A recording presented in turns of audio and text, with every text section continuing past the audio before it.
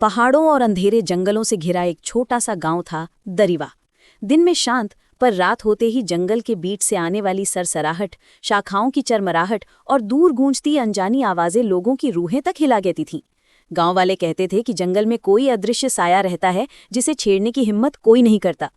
एक तूफानी रात, जब बादल बिजली को चीर रहे थे, अचानक गांव की पुरानी घंटी जोर जोर से बजने लगी। लोग डर के मारे चौक की तरफ भागे। सबके चेहरों पर दहशत थी।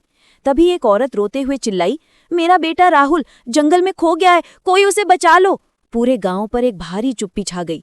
कोई उस जंगल में जाने की हिम्मत नहीं करता था जहां शाम ढलते ही कदम रखना मौत को न्योता माना जाता था। ऐसे में भीड़ के बीच से 16 साल का एक लड़का आगे आया, आरुष। बहादुर, तेज और आंखों में अजीब सी चमक। वो बोला, मैं जाऊंगा। अगर आज डर गए तो डर हमेशा हमारा पीछा करेगा। सामना करोगे तो सच सामने आएगा। इससे पहले कि कोई उसे रोक पाता, वो टॉर्च उठाकर जंगल की ओर चल पड़ा। जंगल की दहलीज पर पहुंचते ही ठंडी हवा ने उसके पूरे शरीर को झकझोर दिया। पेड़ों पर से पानी की बूंदें कपक रही थीं। कभी दूर से जानवरों की गुर्राहट सुनाई देती, कभी पत्तों में कुछ रेंगता हुआ लगता। हर कदम पर पत्तियों की चरमराहट उसे एहसास दिला रही थी कि कोई उसका पीछा कर रहा है। अचानक टॉर्च की रोशनी में एक काली परछाई उछली और पलों में पेड़ों के बीच गायब हो गई। कुछ दूर चलने पर उसे एक टूटी फूटी झोंपड़ी दिखी। दरवाजा हवा में खुद ब खुद हिल रहा था। चींक चींक। आरुष ने गहरी सांस ली और टॉर्च अंदर डाली। उसी पल एक तेज काली छाया दीवार पार दौड़ी और अंधेरे में समा गई। अंदर धूल थी, जाले थे, टूटे बर्तन थे, जैसे कोई सालों से यहाँ न आया हो।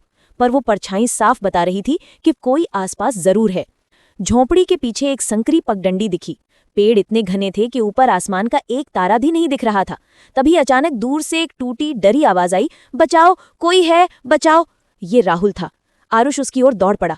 थोड़ी दूरी पर उसने एक गहरा कीचड़ से भरा गड्ढा देखा। राहुल उसमें गिरा हुआ था। हाथ ऊपर कर रोता हुआ आरुष ने उसे आवाज दी, राहुल घबराना मत, मैं आ गया हूं। वो नीचे झुककर उसे ऊपर खींचने लगा। लेकिन असली खतरा तो अब आया था। चारों ओर से पेड़ों की शाखाएं हिलने लगी, ऊपर से भयानक गुर्राहटें आने लगी और फिर धीरे धीरे पेड़ों से उतरते दिखे विशाल काले लंगूर। आंखें आग की तरह लाल, शरीर इंसान से भी दुगना बड़ा और चाल ऐसी जैसे किसी शिकार को घेरने आए हों। वो दोनों के चारों ओर घेरा बनाने लगे। राहुल कांप रहा था।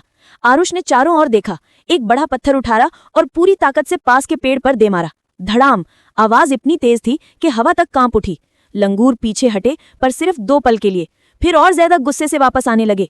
आरुष ने वो मौका पकड़ा, राहुल को कंधे पर डाला और जान लगाकर भाग पड़ा। जंगल अब दहाड़ों, कूदने और शाखाएं टूटने की आवाजों से गूंज रहा था। तभी सामने एक विशाल लंगूर रास्ता रोककर कूद पड़ा। उसकी लाल आंखें अंधेरे में 2 जलती मशालों की तरह दिख रही थीं। वो इतनी जोर से दहाड़ा कि जमीन तक जैसे हिल गई। आरुष वहीं जम गया। उसी पल तेज हवा चली और एक भारी पेड़ की डाल टूटकर सीधा उस बड़े लंगूर के सामने गिर गई। वो पीछे हट गया। रास्ता खुल गया। आरुष राहुल को लेकर बिना पीछे देखे दौड़ता रहा, तब तक जब तक जंगल की अंधेरी रेखा खत्म न हो गई और गांव की रोशनी नजर न आने लगी। गांव पहुंचते ही लोग दौड़ते हुए आए। राहुल की माँ उसे सीने से लगाकर रोने लगी। सबकी आंखें भर आईं। बुजुर्ग आगे बढ़े और बोले, डर हमेशा सच्चाई पर पर्दा डाल देता है, लेकिन हिम्मत सच्चाई को सामने खड़ा कर देती है। आरुष थका हुआ था, लेकिन उसके चेहरे पर एक हल्की मुस्कान